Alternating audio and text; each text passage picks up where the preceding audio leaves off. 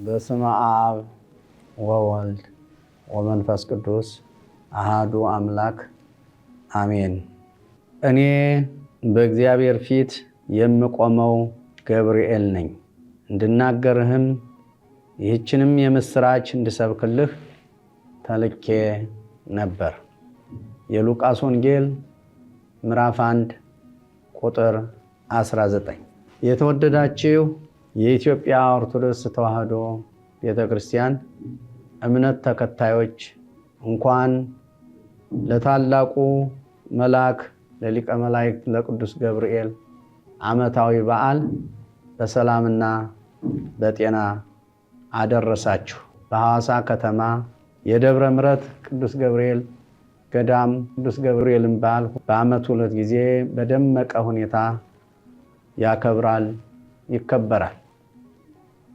በዚሁም ላይ አሁን በዚህ ዓመት ይህንኑ ቦታውንና ቤተክርስቲያኑን አስመልክቶ የተሰራ ዘጋቢ ፊልም ስላለ እንድትመለከቱት ቤተክርስቲያን ትጋብዛለች። ሰላም ለከ ገብርኤል። ዓለም ሳይፈጠር አስቀድሞ የነበረ ዛሬም ያለ ዓለምንም አሳልፎ የሚኖር የወልድ የመንፈስ ቅዱስ ልባቸው አብን አምነን ዓለም ሳይፈጠር አስቀድሞ የነበረ ዛሬም ያለ ዓለምንም አሳልፎ የሚኖር የአብ የመንፈስ ቅዱስ ቃላቸው ወልድን አምነን ዓለም ሳይፈጠር አስቀድሞ የነበረ ዛሬም ያለ ዓለምንም አሳልፎ የሚኖር የአብ የወልድ ሕይወታቸው እስትንፋሳቸው መንፈስ ቅዱስን አምነን በባህሪ በሕልውና አንድ አምላክ ብለን አምነን አመስግነን ስለ ሐዋሳ ደብረ ምሕረት ቅዱስ ገብርኤል ገዳም በጥቂቱ እንዲህ መናገር እንጀምራለን። የራማው ልዑል ለዚህች ውብ ከተማ ሞገስ መሆን ከጀመረ 6 አስርት ዓመታትን ተሻግሯል። የሐዋሳ ቅዱስ ገብርኤል ገዳም የከተማዋ ልዩ ምልክት ነው ቢባልም አልተጋነነም። በ1953 ዓመተ ምህረት በመቃኞ ቤተ ክርስቲያን የተጀመረው የገዳሙ ጉዞ ወደዚህ ግዙፍ ሕንፃ ቤተ ክርስቲያን ለመድረስ የመጀመሪያውን መቃኞ ቤተ ክርስቲያን ጨምሮ 3 ሕንፃ ቤተ ክርስቲያናትን ተሻግሯል። ዛሬ ላይ የከተማዋ ልዩ ምልክት ለመሆን የበቃውና የብዙ ምዕመናን መሰባሰቢያ የሆነው ሕንፃ ቤተ ክርስቲያን ግንባታው በ1976 ዓመተ ምህረት መጀመሩን ገዳሙን የራሳቸው ያህል የሚያውቁት የኔታ አማረ እንዲህ ይተርካሉ። በ76 ዓመተ ምህረት የካቲት 10 ብፁዕ ቅዱስ አቡነ ተክለ ሃይማኖት ርዕሰ ሊቃነ ጳጳሳት ጳጳሳቶችን ከመጥራት 5 ጳጳሳት አስከትለው መጥተው የካቲት 11 ቀን የመሰረቱ ድንጋይ ተቀመጠ። መስከረም 1877 ዓመተ ምህረት የመሰረት ቁፋሮ ተጀመረ። 1995 ዓመተ ምህረት ተጠናቆ ከትልቁ ገዳም ታቦቱ ገብቷል።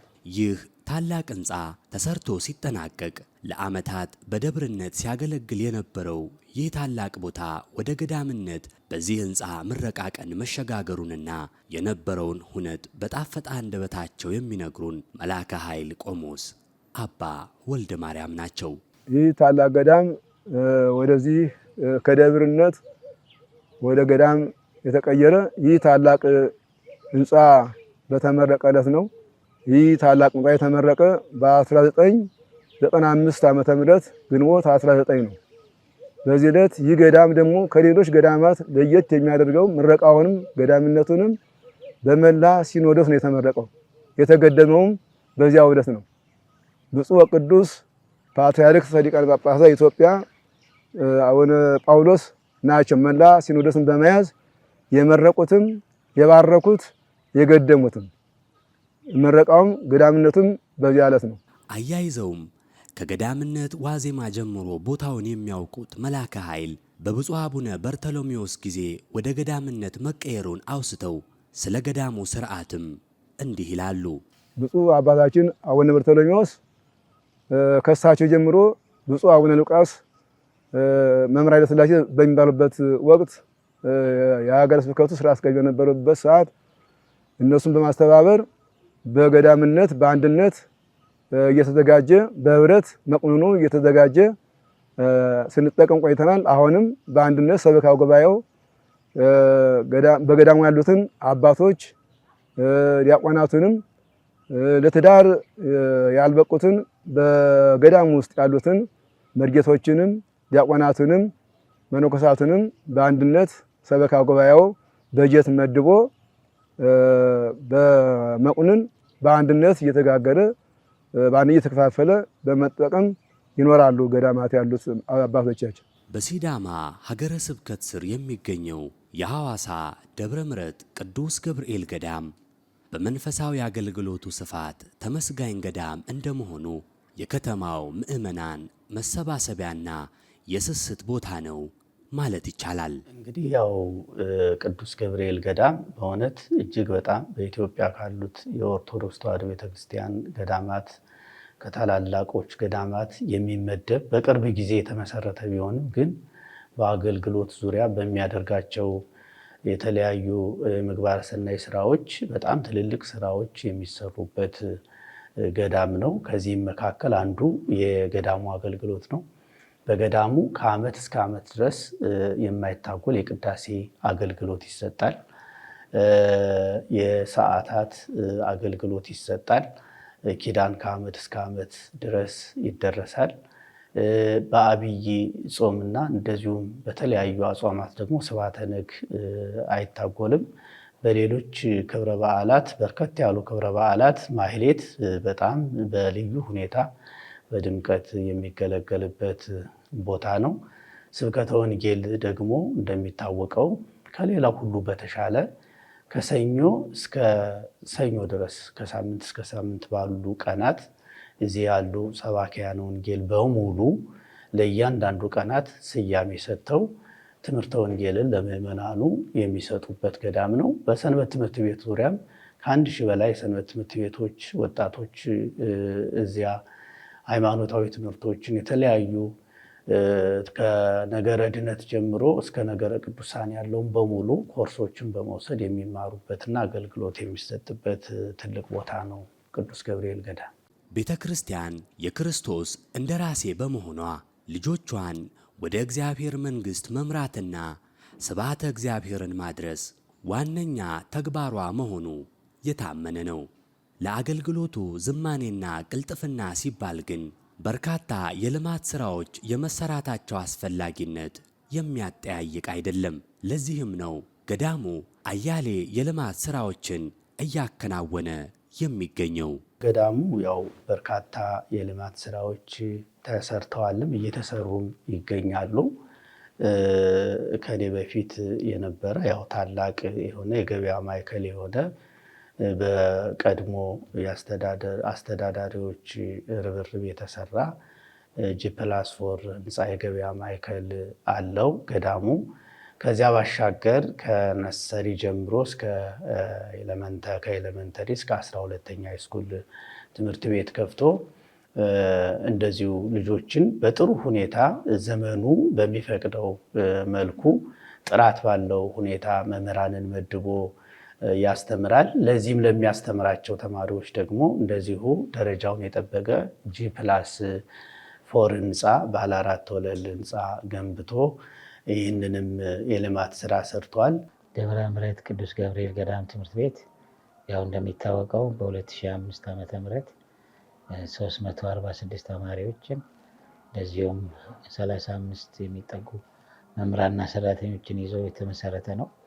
ትምህርት ቤቱ ያው ሲቋቋም ዓላማ ያደረገው በጣም መንፈሳዊ እውቀታቸው የጎለበቱ እንደዚሁም ደግሞ ባለማዊ እውቀታቸውም ደግሞ የትም ቦታ ተወዳዳሪ የሆኑ ልጆችና ትውልድ ለማፍራት አስቦ የተቋቋመ ትምህርት ቤት ነው። የገዳሙ ሀብት የሆነው የሐዋሳ ደብረ ምሕረት ቅዱስ ገብርኤል ገዳም ትምህርት ቤት ከዋነኞቹ የልማት ሥራዎች ውስጥ ተጠቃሽ ሲሆን ለሀገርም ለቤተ ክርስቲያንም ጠቃሚ የሆኑ ልጆችን እያበረከተ መሆኑ አይካድም። ለዚህም ማሳያው በየዓመቱ ክልላዊና ብሔራዊ ፈተናዎች ላይ ተማሪዎቹ የሚያስመዘግቡት አስመስጋኝ ውጤት ነው። እንግዲህ ያው የትምህርት ሚኒስቴር የትምህርት ጥራትን አስመልክቶ በመላ ሀገሪቱ እንደሚታወቀው ያው የሚፈተኑ ተማሪዎች ከዚህ በፊት በነበረው የፈተና ሁኔታ እንዳልሆነ ሁላችንም እናውቀዋለን። ሁሉም በተለያዩ ዩኒቨርሲቲዎች ሄደው በጣም ጥብቅ ክትትል እየተደረገባቸው በተለይ ከ2 ከ3 ዓመታት ጀምሮ ፈተናዎች ይደረጋሉና በዚህም በጣም ብዙ ቁጥር ስፍር የሌላቸው ተማሪዎች እንደማያልፉ እንደሚወድቁ የምናውቀው ሀቅ ነው። ግን የቅዱስ ገብርኤል ገዳም ትምህርት ቤት ቅድም እንዳልኩት የሚመደቡ መምህራንም በጣም ጠንካራዎች ከመሆናቸው አንጻር እንዲሁም የቦርዱ አመራር ጠንካራ ከመሆኑ አንጻር እንዲሁም የትምህርት ቤቱ ርዕሰ መምህር በአጠቃላይ ያሉት ለትምህርት ያላቸው ትኩረት በጣም ጠንካራ ከመሆኑ የተነሳ በተለይ የዚህ የ2017 ፈተና ውጤት እንግዲህ እንደሚታወቀው 100% ሙሉ በሙሉ 68 ተማሪዎች ፈተናውን አልፈው እንደገቡ ከነሱ መካከልም ወደ 5 የሚሆኑት ከ500 በላይ ከፍተኛ ውጤት ያስመዘገቡ መሆኑ በሙሉ በክልሉም በሀገር አቀፍም የታወቀ ሀቅ ነውና እንግዲህ በዚህ ደረጃ ተማሪዎችንም እያበቃ የሚገኝ ትምህርት ቤት ነው። ትምህርት ቤቱ ያው በመማር ማስተማር ስራ ላይ የትምህርት ቤቱን ዋና ዓላማ እና ግብ ተመርኩዞ በመማር ማስተማሩ ስራ ላይ ውጤታማ የሆኑ ተማሪዎችን ለማፍራት ነው ስራ የሚሰራው። ትምህርት ቤቱ ያው የገዳሙ ሰበካ ጉባኤ በበላይነት ባለቤት ሆኖ የሚያስተዳድረው ሆኖ ነገር ግን ትምህርት ቤቱን አጠቃላይ የሚያስተዳድረው የትምህርት ቤት አመራር ቦርድ አለ። ቦርዱ በአጠቃላይ ከተለያዩ የትምህርት ስራ ላይ ከፍተኛ ሙያና እውቀት ያላቸው ሰዎች ጋር የተደራጀ ቦርድ ነው። ቦርዱ የሀገሪቷን ትምህርት ፖሊሲ ተመርኩዞ እንዲሁም ደግሞ አሁን በዚህ ገዳም ትምህርት ቤት ላይ ውጤታማ ተማሪዎችን ለማፍራት የሚያስችሉ ፖሊሲዎችን፣ ህጎችን፣ ስትራቴጂዎችን ቀይሶ የሚሰራ ነው እና በዚህ መሰረት ትምህርት ቤቱ ባለፉት 12 ዓመታት በመማር ማስተማር ስራ ላይ የተማሪን ውጤት ለማሻሻል የሚያስችሉ በርካታ መርሃ ግብሮችን አከናውኗል። ከነዚህም ውስጥ አንዱ በተለይ በጣም ትኩረት ከሚሰጥባቸው አንዱ የተሟላ የትምህርት ዝግጅት ያላቸው ሙያቸውን በጣም የሚወዱ ስራ ወዳድ የሆኑ ተማሪን ለማብቃት ደከመኝ ሰለቸኝ የማይሉ መምህራንን በተቋሙ እንዲሟሉ ያደርጋል።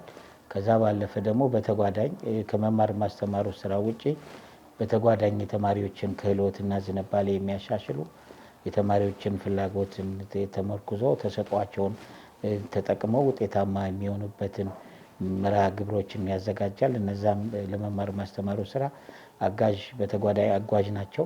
ለአብነት ያህል የገዳሙን ትምህርት ቤት ጠቀስን እንጂ በገዳሙ እየተከወኑ ያሉና ተሰርተው የተጠናቀቁ የልማት ስራዎች በርካታ ናቸው። ሌላውም የሰንበት ትምህርት ቤት ጂ+3 ህንፃ እየተሰራ እንግዲህ በዚህ ዓመት ይጠናቀቃል ተብሎ ይታሰባል። ይህም አንዱ የልማት አካል ነው።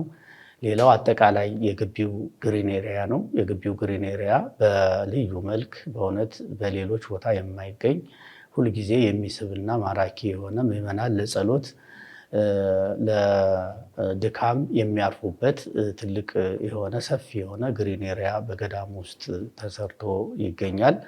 እንዲሁም በበጎ አድራጊዎች ደግሞ እጅግ በጣም በወይዘሮ አማረችና በልጆቻቸው ለእሳቸው መታሰቢያ ተብሎ የተሰራ ሰፊ አዳራሽ እንደዚሁም ደግሞ የጸበል ቤትና መጸዳጃ ቤት በቂ የሆነ የልማት ስራን የሚያንጸባርቅ ስራ በዚህ ውስጥ ተሰርቶ ይገኛል። እንዲሁም ደግሞ በስተጓሮ በኩል አሁንም እንዲሁም ለገቢ ማሰባሰቢያ ተብለው ከ12 በላይ የሆኑ ሱቆች ደግሞ አሁንም በቅርቡ ተሰርተው ርክብክብ ለማድረግ ዝግጅት ላይ እንገኛለን። ሌሎች አሁን ብዙ ልማቶች እንደ ሆስፒታል ያሉ ጠቅላላ ሆስፒታል ለመስራት አሁን ዲዛይን ጨርሰን የመንግስትን ፈቃድ እየጠበቅን ያለንበት ሁኔታ አለ። እንዲሁም በበጎ አድራጊዎች ደግሞ ሙዚየም ጂ+1 ከላይ ጽሕፈት ቤት ያለው ከታች ሙዚየም ሆኖ የሚሰራ አሁን እሱንም ሙሉን ጨርሰን በዝግጅት ላይ ያለንበት ሁኔታ ይታያል። በአጠቃላይ በገዳሙ ከካህናት መኖሪያ ጀምሮ በየጊዜው ሰፊ የሆነ መጠነ ልማት ይሰራል። በዚህ ሁኔታ ልማት እየሰራን እንገኛለን።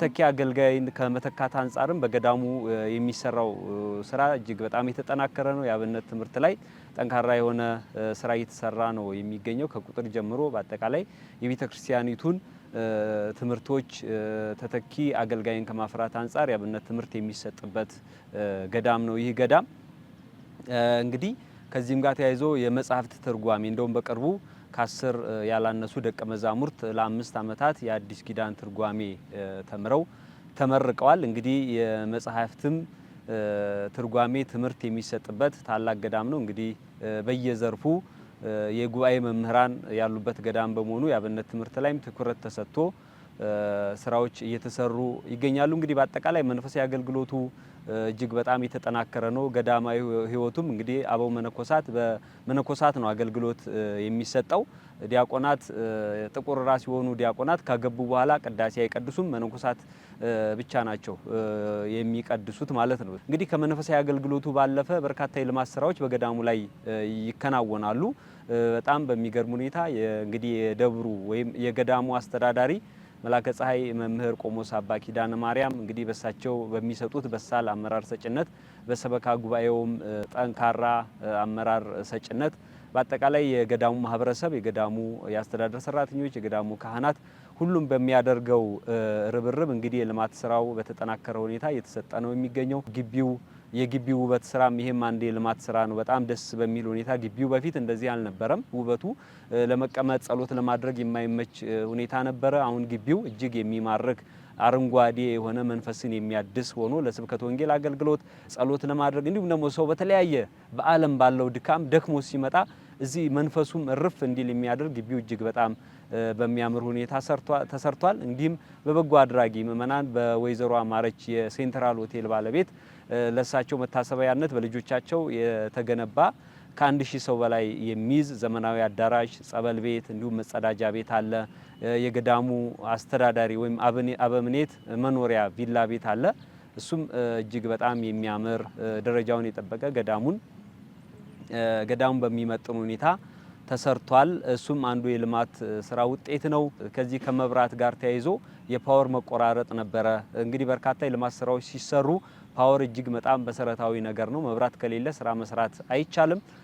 እንዲሁም ደግሞ ገዳሙም ላይ አገልግሎቱ ከአመት እስከ አመት በመሆኑ የመብራት ኃይል እየተቆራረጠ በርካታ የኤሌክትሮኒክስ እቃዎች በፓወር ችግር ምክንያት የመቃጠል አደጋም ይደርስባቸው ነበረ። ይህን ችግር እንግዲህ ለመቅረፍ ከ3.5 ሚሊዮን ብር በላይ ወጪ ሆኖ ትራንስፎርመር ገብቷል። እንግዲህ ይሄ ትራንስፎርመር በቀጣይ ገዳሙ ለሚያስባቸው ታላላቅ ፕሮጀክቶች የዱቄት ፋብሪካ ሊሆን ይችላል፣ የብሎኬት ማምረቻ ሊሆን ይችላል፣ እንዲሁም ደግሞ የዳቦ ማምረቻም ሊሆን ይችላል። ትልልቅ ፕሮጀክቶችን ማከናወን የሚችል ትራንስፎርመር ገብቷል። ከዛም ባለፈ ደግሞ አሁን በቀጣይ ሆስፒታል ለመገንባት እንቅስቃሴ እየተደረገ ነው የሚገኘው። ዲዛይን ተሰርቶ አልቋል። በዚህ በካህናት መኖሪያ በጀርባው በኩል ባለው ቦታ ላይ ጄኔራል አጠቃላይ ሆስፒታል ለመገንባት ታስቧል። እሱም በቅርቡ የሚከናወን ነው የሚሆነው። ለዚህም ደግሞ የመብራት ኃይል ያስፈልጋል። ይሄንን ችግር ሊቀርፍ የሚችል ትራንስፎርመር ገብቷል። ሌላው ከሳውንድ ሲስተም ጋር ተያይዞም የዘመናት ችግር ነበረ። እውነት ለመናገር በየአመቱ በአመት በጣም በርካታ መንፈሳዊ ጉባኤያት ናቸው የሚዘጋጁት። ክብረ በዓላት አሉ። በአመት 2 ጊዜ የቅዱስ ገብርኤል ክብረ በዓል አለ። እንግዲህ እነዚህን ታላላቅ ኩነቶች ለማከናወን ሞንታርቦ በመከራየት በጣም ብዙ ገንዘብ ነበር ይወጣ የነበረው። በዛ ላይ ጥርት ያለ ሳውንድ በማይሰማበት ሁኔታ ነበር። እንግዲህ ይህንንም ችግር ለመቅረፍ እንግዲህ ከ3.5 ሚሊዮን ብር በላይ ነው ለዚህም ወጪ ሆኖ ዘመናዊ የሆነ ሳውንድ ሲስተም ተገዝቶ አሁን በሱ አገልግሎት እየተሰጠን ያለው። ይሄም የዘመናት ችግር ነበረ። ይሄም አንዱ የልማቱ አካል ነው። ሌላው ደግሞ በጣም በሚያሳዝን ሁኔታ ለረጅም አመታት እንግዲህ ህንጻ ቤተ ክርስቲያኑን ደረጃ በማይጠብቅ ውበቱን በማይጠብቅ ሁኔታ ወደ ምረቱ ሸራ ተወጥሮ ነበር አገልግሎት ሲሰጥ የነበረው ሸራ ነበረ። ያ ሸራ እንግዲህ አንደኛ ከውበት አንጻር ደስ የማይል ነበረ። ሁለተኛ ነገር ዝናብ በሚዘንብ ሰዓት በተለይ የሐምሌ ቅዱስ ገብርኤል በዓልን ስናከብር ዝናብ ታቦታቱ ላይ ሁሉ እየዘነበ ብፁዓን ሊቃነ ጳጳሳት ላይ አባቶች ላይ ዝናብ ሁሉ እየወረደባቸው በጣም እንቸገር ነበር። አገልግሎቱን ለመስጠት ምቹ አልነበረም። በባለሙያዎች ተጠንቶ የህንፃውን ዲዛይን በጠበቀ ሁኔታ ይህንን ህንፃ በማያበላሽ ሁኔታ በዚህ በቤተ ክርስቲያን በቅርበት ያሉ የቤተ ክርስቲያን ልጆች ባለሙያዎች እነሱም ሀሳብ ሰጥተውበት በተደጋጋሚ ሰበካ ጉባኤውም ረጅም ስብሰባዎችን አድርጎ በርካታ ስራዎች ተሰርተው ዲዛይን ተሰርቶ እየታየ እየተሻሻለ በጣም በብዙ ጥረት ደረጃውን የጠበቀ መድረክ እንዲሰራ በዛ ልክ ክትትል ሲደረግ ቆይቶ እንግዲህ አሁን የምታዩት በዚህ የአውደ ምሕረቱ ግንባታ ጠላ አለው፣ ከስር መድረክ አለው። እንግዲህ ለዚህም በጣም ብዙ ሚሊዮን ብር ነው የወጣው። በርካታ ሚሊዮን ብር ወጪ ሆኖ ደረጃውን የጠበቀ ለአገልግሎቱ ምቹ የሆነ አውደ ምሕረት ተሰርቷል። ይሄም አንዱ የልማቱ አካል ነው። ከዚህ ባለፈ ደግሞ ገዳሙ ሌላ የሚሰራቸው በርካታ ስራዎች አሉ። የገጠር አብያተ ክርስቲያናትን ይረዳል። በተለያየ በገንዘብም በንዋያተ ቅድሳትም እየረዳ ይገኛል። ከዚህ በተሻለ ሁኔታ ግን በዚህ በሐዋሳ በወንዶ ማዞሪያ ወደ ዲላ በሚወስደው መስመር ላይ ወንዶ ማዞሪያ አካባቢ የሐዋሳ ደብረ ምሕረት ቅዱስ ገብርኤል ገዳም ከፍተኛውን ወጪ ችሎ በዛም ያሉ ኮሚቴዎችም እነሱም አስተባብረው ግን ከፍተኛውን ወጪ የገዳሙ አስተዳደር ችሎ የቅዱስ ኤልያስን ቤተክርስቲያን አሳንጾ አሁን ይህ ቤተክርስቲያን አገልግሎት እየሰጠ ይገኛል። ይህም አንዱ የገዳሙ ውጤት ነው። ገዳሙ በከተማ ያለውን የልማት እንቅስቃሴ ሲከውን የገጠሪቱን ቤተክርስቲያን ችግር አልዘነጋም። የምዕመናን ተደራሽነት ችግር ላለባቸው የገጠር አብያተ ክርስቲያናት ከመገልገያ ነዋያት አንስቶ የገንዘብ ድጋፍ ጭምር እያደረገ የቤተ ክርስቲያንን አንዲት መሆን እያስመሰከረ ይገኛል። እውነት ለመናገር በሌሎች አብያተ ክርስቲያናት ከዚህ ከቅዱስ ገብርኤል ገዳም የሚበልጡ ብዙ ካፒታል ያላቸው በአዲስ አበባም በተለያዩ ክፍላተ አህጉር ያሉ አብያተ ክርስቲያናት አድባራትና ገዳማት አሉ።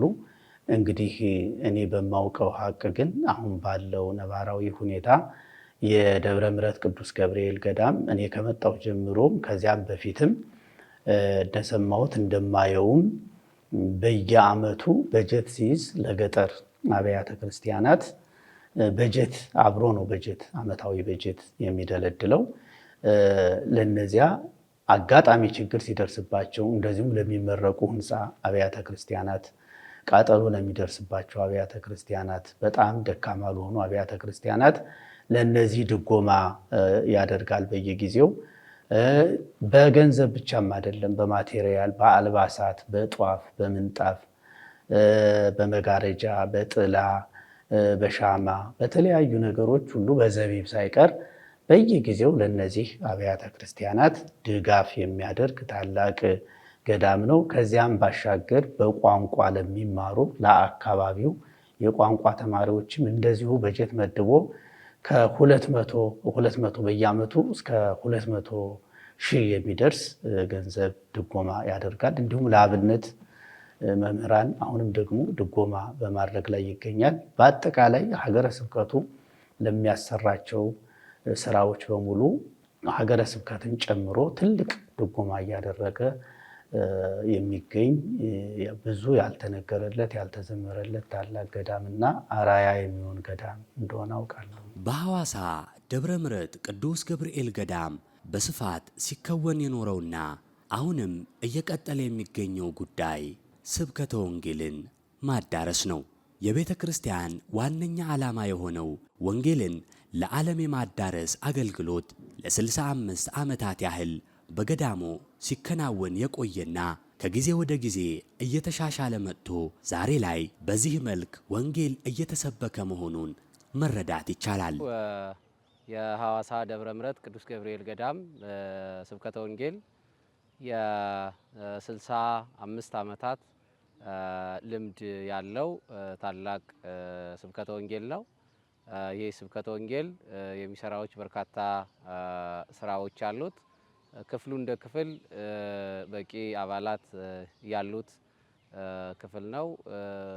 እንደዚሁም የስብከተ ወንጌል ቤተሰብ ቃለ ዓዋዲው በሚፈቅደው መሰረት የስብከተ ወንጌል ቤተሰብ ያለው በሳምንት አንድ ጊዜ ስብሰባዎችን የሚያከናውን በአመት 48 ስብሰባዎችን ያከናውናል። እነኚህ ስብሰባዎች ወንጌልን ማዕከል ያደረጉ ወንጌልን ለምእመናን እንዴት ማድረስ አለብን በሚል በየጊዜው የሚሰጡ መርሃ ግብራትን በመገምገም ወደ መሬት በማውረድ ወንጌልን ተደራሽ ለማድረግ የሚሰራ ታላቅ ስብከተ ወንጌል ነው። ወንጌልን ለምእመናን የሚያደርስባቸው በርካታ መንገዶች አሉ። እነኚህን መንገዶች መጥቀስ ይቻላል። የመጀመሪያው ለ365 ቀን መላ ዓመቱን የሚሰጠው የማይቋረጠው የሰርክ ጉባኤን የተመለከተ ነው። ገዳሙ የሚያከናውነው የሚከታተለው ግምገማ የሚያደርግበት በየጊዜው የሚያስኬደው የሰርክ ጉባኤ ነው። የሰርክ ጉባኤውን ሲያከናውን ክፍሉ በልምድ እንዳልሆነ ሊታወቅ ያስፈልጋል። በየጊዜው ግምገማዎች ይደረጋሉ። ለምሳሌ ሰርክ ጉባኤያቱ በሳምንት 3 ቀን ተከታታይ ትምህርቶች ይሰጣሉ። ትምህርት ተኮሮች ናቸው። በተለያየ ርዕሰ ጉዳይ የገዳሙን አስተዳዳሪ ጨምሮ ሳምንታዊ ጉባኤ በሳምንት 1 ቀን ተከታታይ ትምህርቶች ይሰጣሉ። መላ ዓመቱን የሚሰጡ ናቸው እነዚህ። ሌሎቹ ደግሞ ነባራዊ ሁኔታን፣ ወቅታዊ ጉዳይን መነሻ ምክንያት በማድረግ የሚሰጡ ትምህርቶች አሉ በተመደቡ መምህራን።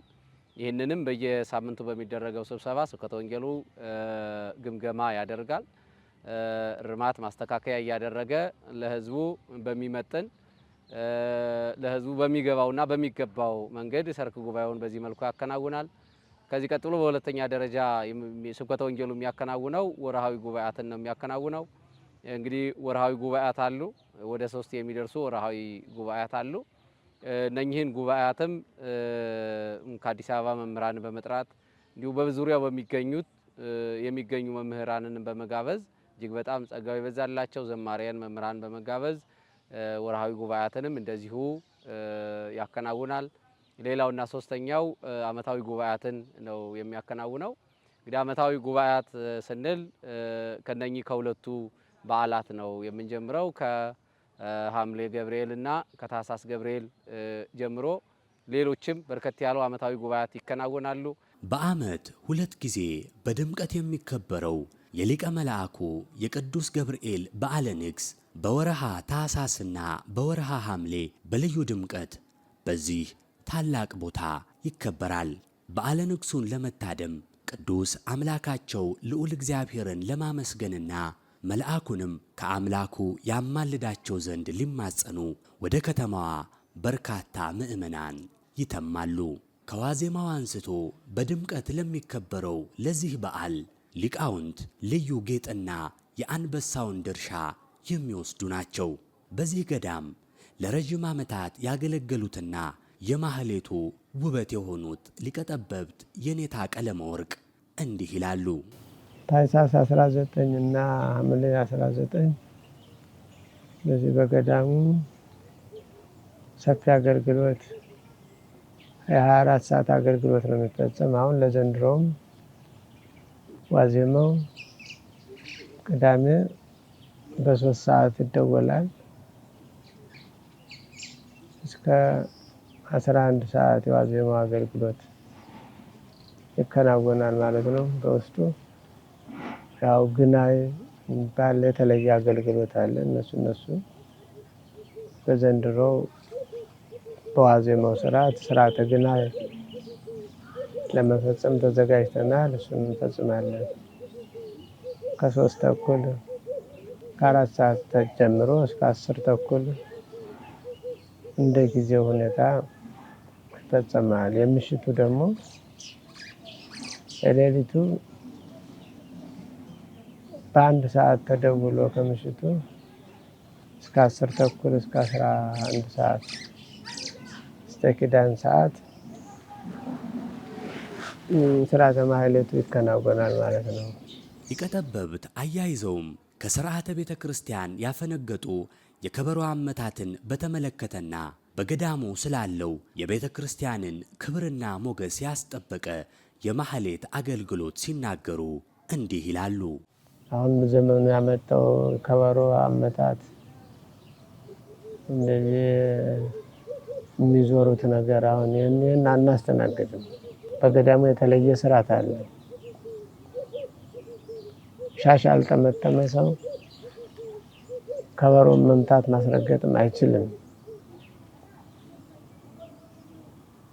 ቅኔም ደግሞ ያለ ቦታው የሚያደርጉ ሰዎች ቢኖሩ አናስተናግድም።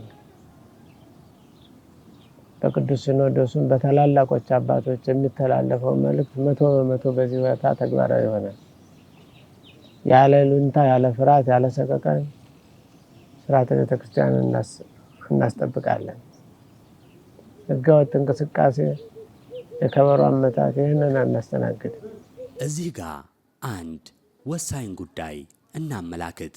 የንግስ በዓላት የአምልኮ ስርዓታችን ተጠቃሽ ክፍል እንደመሆናቸው በየትኛውም ንግስ ላይ የሚከበረውና የሚመሰገነው ፈጣሪ ዓለማት መድኃኔ ዓለም መሆኑን እንዲሁም በዓላቱ ከነገረ ድነት አንጻር ትልቅ ሚና እንዳላቸው ማስታወሱ ተገቢ ነው። የገዳሙ ስብከተ ወንጌል ክፍል ኃላፊ የመጽሐፍትና የቅኔ መምህር የሆኑት መጋቤ ሐዲስ መምህር ዮሐንስ ደሳለኝ በዚህ ጉዳይ ላይ እንዲህ ይላሉ። ሁሉንም የንግስ በዓላት ስንመለከት ከዋዜማው ጀምሮ እስከ ዕለቱ ድረስ የሚከናወኑት መርሃ ግብራት በተለይ ከነገረ ድህነት አንጻር ስንመለከት በቀጥታ እኛ ኦርቶዶክሳውያን ድህነታችን እየፈጸምን እንደሆነ እናምናለን። በሌላ መንገድም ደግሞ ያዳነንን በመስቀል ላይ ተሰቅሎ ስጋውን ቆርሶ ደሙን አፍስሶ የከፈለውን ዋጋ በማሰብ ፈጣሪያችን የምናመልክበት የምናመሰግንበት በዓል ነው። እግዚአብሔር ያደረገልንም በሚታይ በሚጨበጥ በሚዳሰስ መንገድ ለምእመናን የምናሳይበት መንገድ ነው። የንግስ በዓልን የቃል ኪዳኑን ታቦት ወጥቶ የምናከብረው በዚህ ደረጃ የሚታይ ነው። እንግዲህ ከዋዜማው ጀምሮ ስናይ ዋዜማው ይቆማል። ስርዓተ ማህሌቱ ሌሊት በማህሌት እግዚአብሔር ሲመሰገን፣ እግዚአብሔር ሲከብር፣ እግዚአብሔር ሲነግስ ነው የሚያድረው።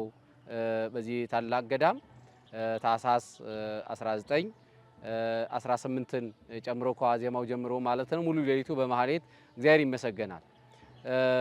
እንግዲህ ምናልባት አንዳንድ ሰዎች የቅዱሳን መላእክትን የጻድቃን የሰማዕታትን በዓለ ንግስ በምናከብርበት ጊዜ እግዚአብሔር የማይመለክ በተቃራኒ ቅዱሳን በእግዚአብሔር ቦታ ቅዱሳንን ተክተን የምናመልክ የሚመስላቸው በአምልኮት ደረጃ በርካታ ሰዎች ይኖራሉ፣ ከኦርቶዶክስ ተዋሕዶ ቤተክርስቲያን አስተምሮ ውጭ ያሉት።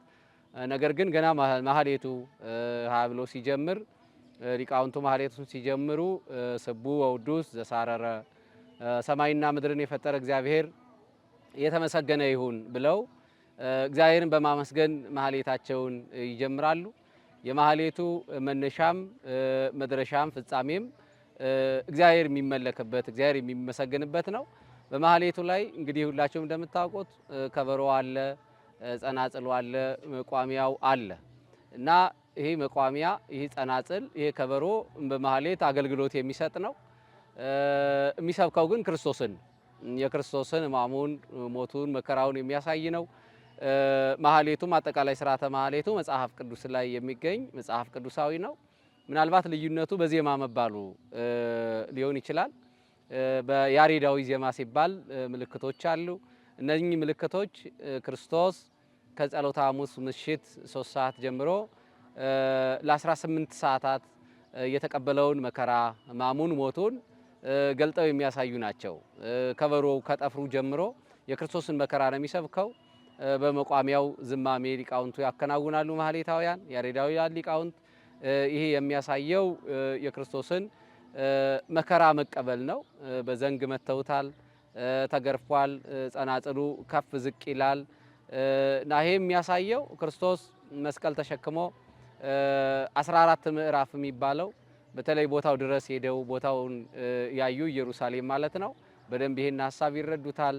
መስቀል ተሸክሞ ከፊት ያለው ወደ ኋላ እየገፋው ከኋላ ያለው ወደፊት እየገፋው ቶሎ ቶሎ ሄድ ከፊት ያለው ደግሞ ምን ያስቸኩልሃል በሚል ክርስቶስ መስቀል ተሸክሞ እየወደቀ እየተነሳ የወደቀበት የተነሳበት 14 ምዕራፍ ይባላልና ጸናጽሉ የሚሰብከው ይሄንን ነው።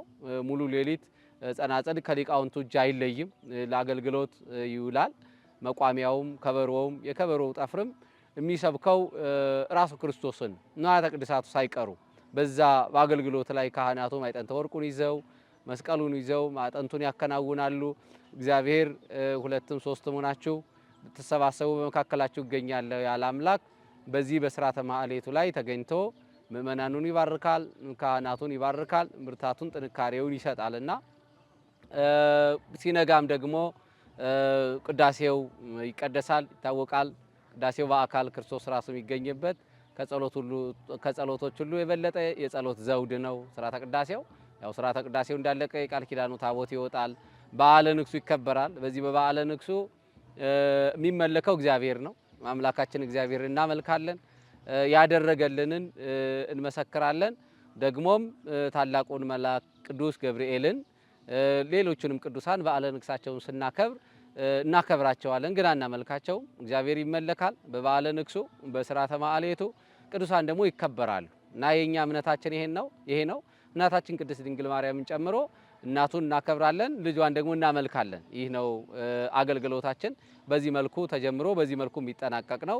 ቅድስት ቤተ ክርስቲያናችን ትውልድ ከማነጽ አንጻር ወጣቶችና ሕፃናት የነገዋ ቤተ ክርስቲያን ተረካቢ እንደመሆናቸው በሰንበት ትምህርት ቤት መዋቅር አደራጅታ ማስተማርና ለቁም ነገር ማብቃት ከጀመረች ውላ አድራለች።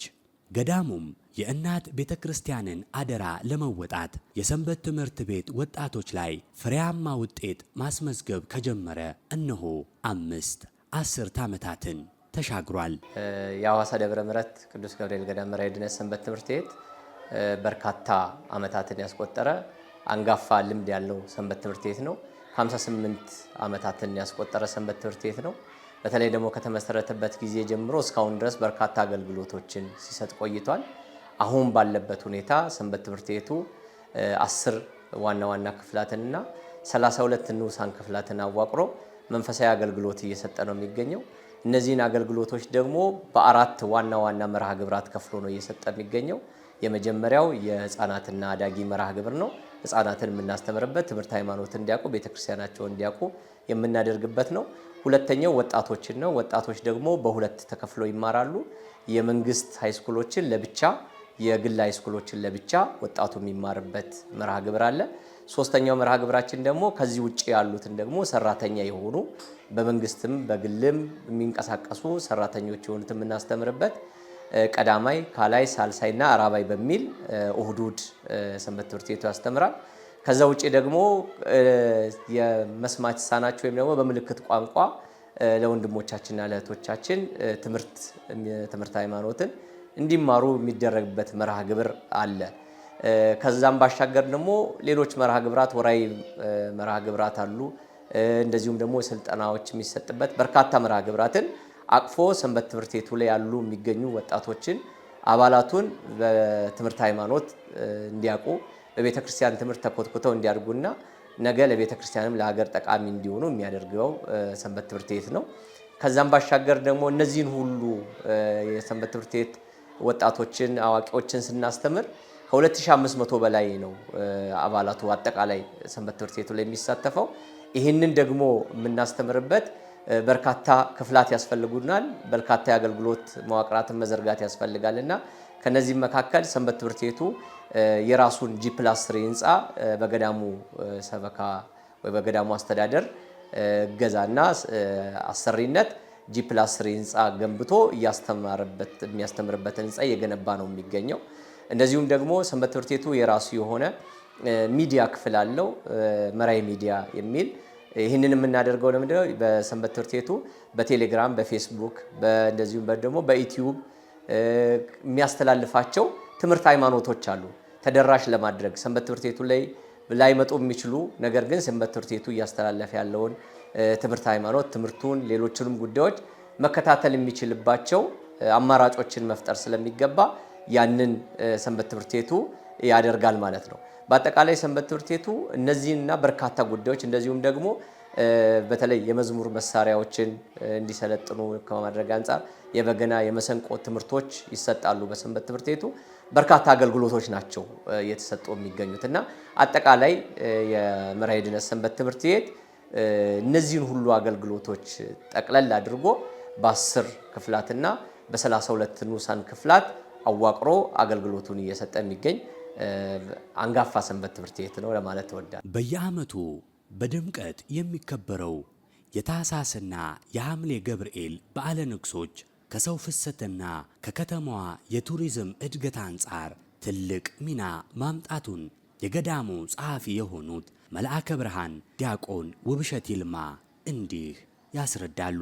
ሐዋሳ ደብረ ምሕረት ቅዱስ ገብርኤል ገዳም እንግዲህ የከተማዋ መገለጫ የከተማዋ ውበት የሆነው የሊቀ መላእክት የቅዱስ ገብርኤል ዓመታዊ ክብረ በዓል በዓመት 2 ጊዜ ሐምሌ 19 እና ታኅሳስ 19 በገዳሙ እንዲሁም በከተማችን በታላቅ ድምቀት ይከበራል። እንግዲህ ይሄ በዓል ሲደርስ የገዳሙ አስተዳደር የሚሰራቸው በርካታ ስራዎች አሉ። እንግዲህ ቀድሞ አብይ ኮሚቴን በማዋቀር አብይ ኮሚቴ በዓል አዘጋጅ አብይ ኮሚቴ ይዋቀራል። ከዛ በኋላ ይህ አብይ ኮሚቴ ደግሞ በስሩ የተለያዩ ንዑሳን ክፍላትን ያዋቅራል።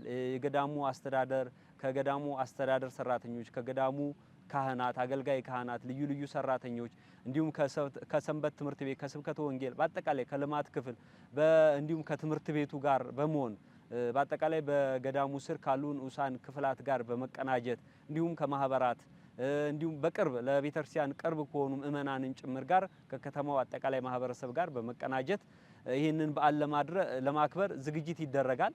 እንግዲህ ይሄ ዝግጅት ሲደረግ በዛው ልክ ደግሞ የከተማው አስተዳደር የክልሉ አስተዳደርም ለዚህ በዓል ትኩረት ሰጥቶ ምክንያቱም ምእመናን ወደ ከተማው ሊመጡ የሚችሉት ከተማዋ ሰላም ስትሆን ነው። እንግዲህ ከተማዋ ሰላም ከሌለ ሰው ከቤቱ አይወጣም። ሰላም ከሌለ ሰው ምንም ማድረግ አይችልም። እንግዲህ ሰላም ሲኖር በመሆኑ እንደ ኢትዮጵያ አንጻራዊ ሰላም ያለባት ከተማ በመሆኗ የሐዋሳ ከተማ እንግዲህ በርካታ ምእመናን ወደ ከተማችን ይመጣሉ ይሄንን በዓል ለማክበር።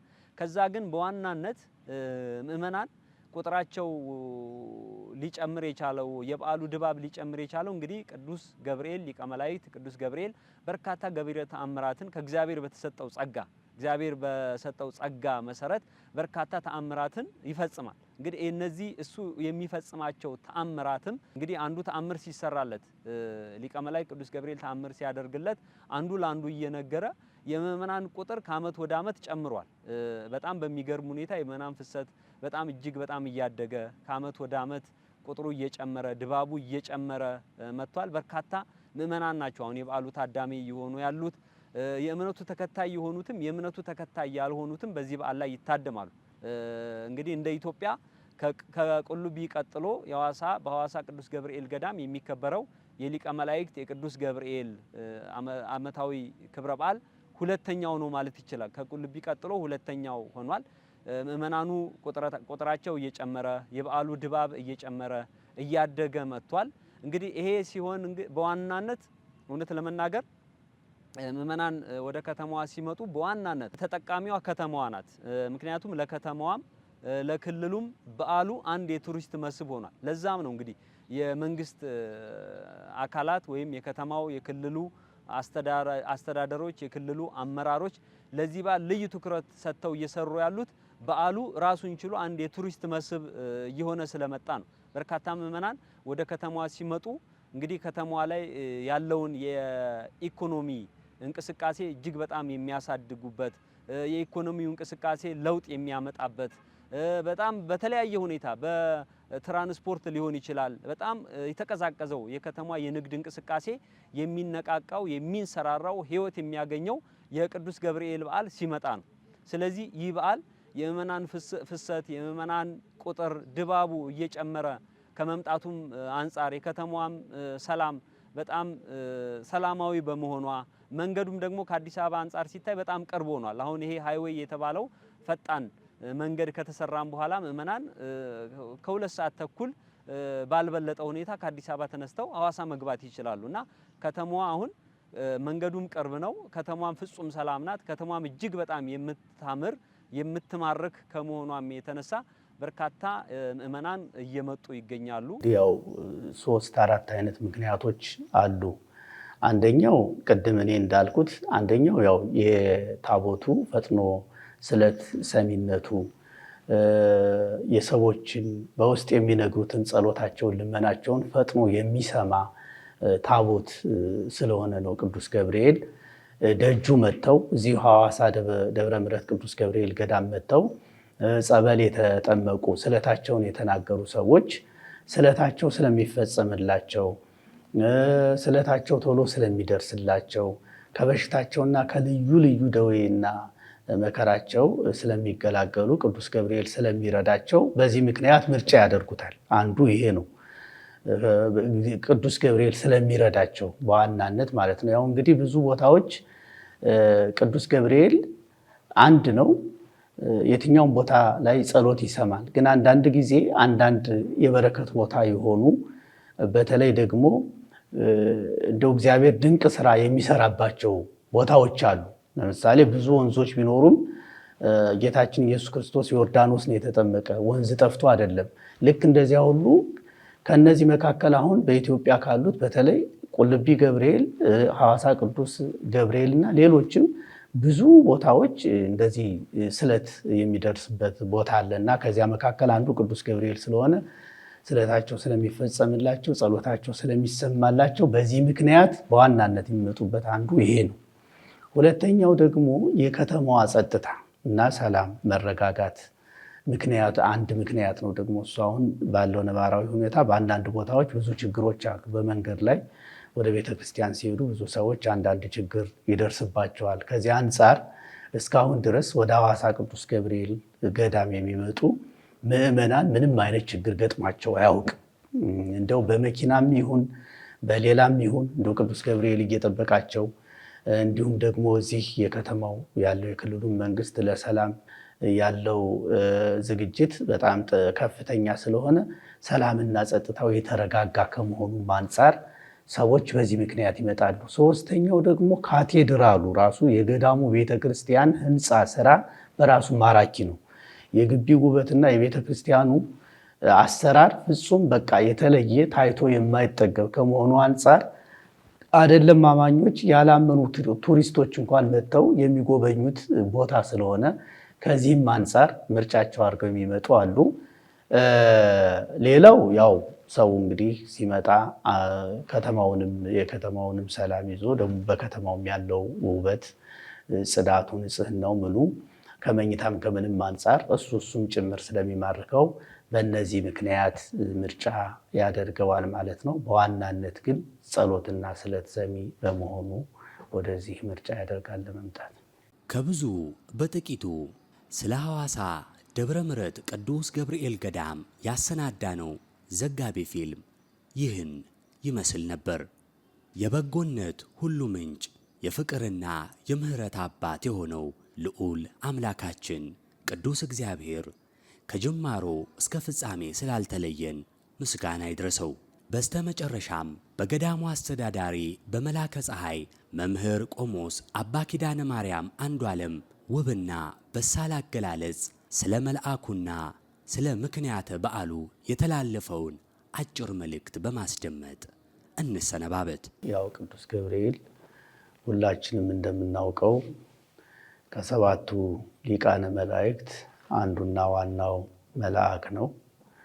ቅዱስ ገብርኤል አብሳሬ ትስብእት፣ መጋቤ ሐዲስ፣ ናዛዜ ሕዙናን እየተባለ ይጠራል።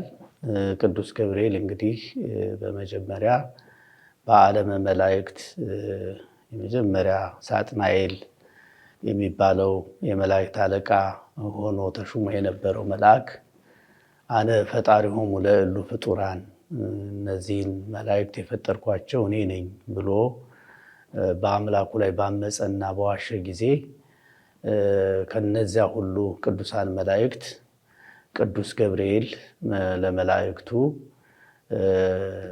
ንቁም በበህላዌነ እስከንረክቦ ለአምላክነ፣ እውነተኛና ትክክለኛውን አምላካችንን እስከምናገኘው ድረስ እንረጋጋ፣ በያለንበት እንጽና፣ እንቁም እያለ ቅዱሳን መላእክትን ያረጋጋ የነበረ የመጀመሪያው ሰባኪ ሃይማኖት የሃይማኖት ሰባኪ መልአክ ነው።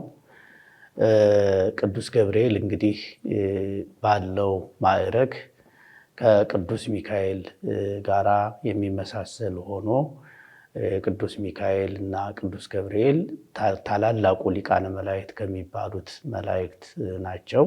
እንግዲህ ከሰባቱ ሊቃነ መላእክት አንዱ ቅዱስ ገብርኤል ነው። በራማ ላይ ወይም በአርባብ ላይ የተሾመ በመጽሐፈ ሄኖክ ምዕራፍ 10 ላይ ሙሉ ታሪኩ ተመዝግቦ ይገኛል።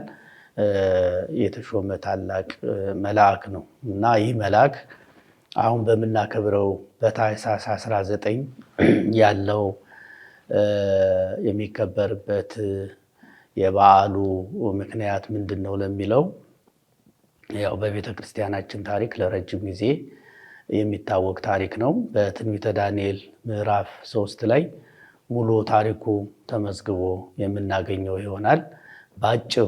ባጭሩ በባቢሎን የነበረ ናቡከደነጾር የሚባል ኃያል ንጉሥ በዘመኑ የወርቅ ምስል በዱራ ሜዳ ላይ አቁሞ ያሉትን በአጠቃላይ በዚያ የነበሩትን ሰዎች ላቆመው የወርቅ ምስል እንዲሰግዱ አዋጅ ባወጀበት ወቅት በዚያ ዘመን ደግሞ ከለዳውያን የሚባሉ የዕብራውያን ሰዎች ወይም ከአይሁድ ከእስራኤል ተማርከው የነበሩ አናንያ፣ አዛርያ፣ ሚሳኤል የሚባሉ 3 ወጣቶች ነበሩ።